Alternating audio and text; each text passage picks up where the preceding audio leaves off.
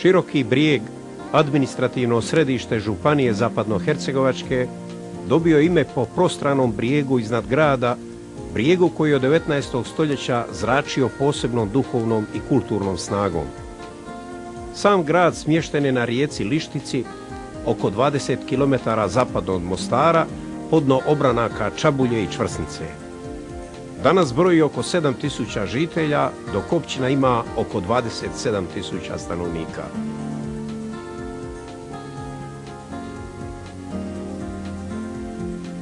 Novija povijest širokobriješkog kraja i katoličke Hercegovine povezana je s dolaskom Franjevaca u Hercegovinu sredinom 19. stoljeća, izgradnjom samostana, crkve i škole na Širokom Brijegu.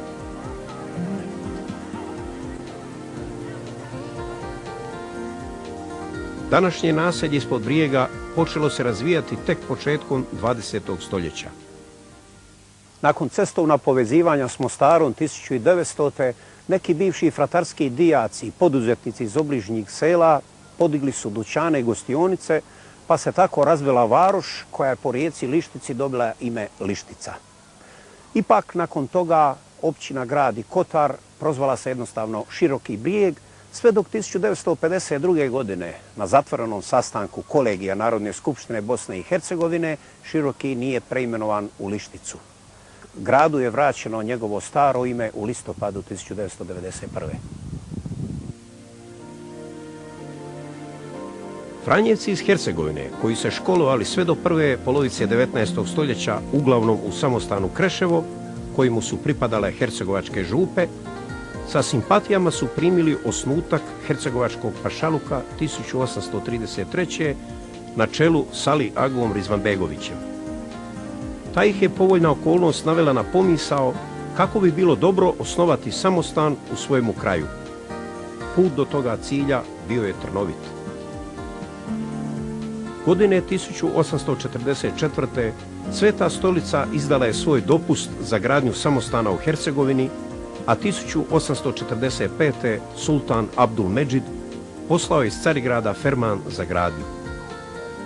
Sve dozvole od turskih vlasti trebalo je dobro platiti, uključujući i podmićivanje pohlepnih činovnika.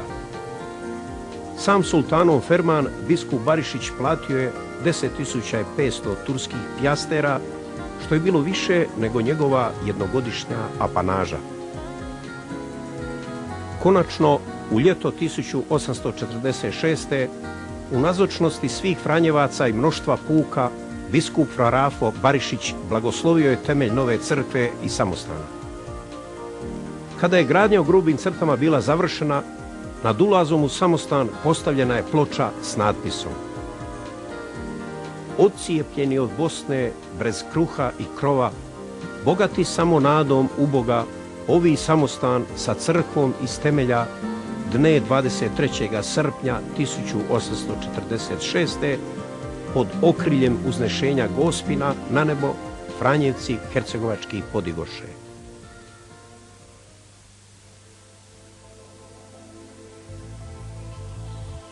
Drugi svjetski rat Širokome Brijegu donio je najcrnije dane u njegovoj povijesti. Jugoslavenski partizani 7. veljače 1945.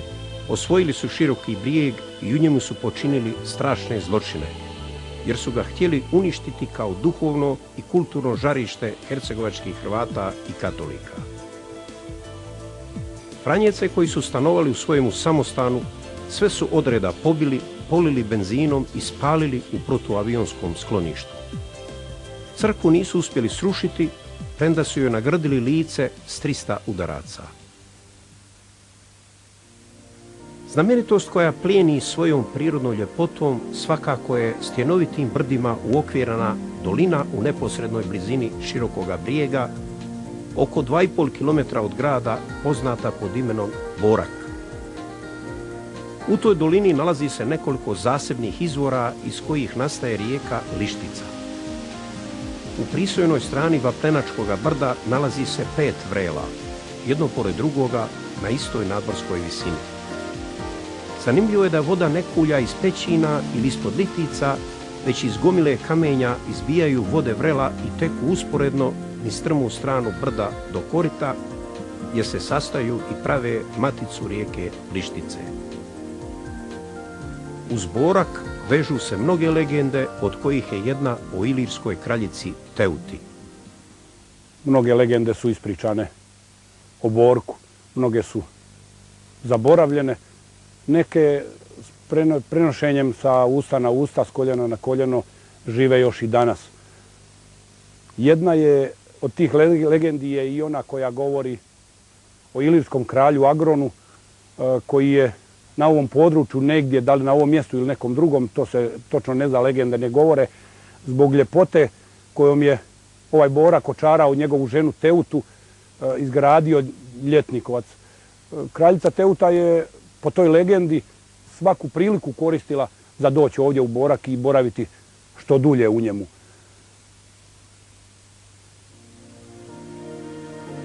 Franjevačka galerija na Širokom Brijegu u svojemu fundusu ima preko 1500 umjetnina, počevši od slika starih majstora 17. do 19. stoljeća, preko klasika i majstora hrvatske moderne do slika i skulptura suvremena likovnog izraza.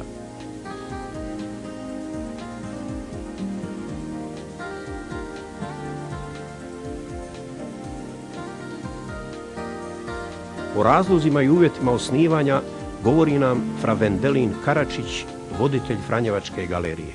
Kult i kultura oduvijek se prožimaju i sama umjetnost ne samo da je pratilja, nego ona prožima kulturu bogoštovlje i kad govorimo o crkvenim ustanovama, onda je razumljivo da su mnoge vrijedne i umjetničke stvari upravo naše svoje mjesto u crkvama i ne samo u njima.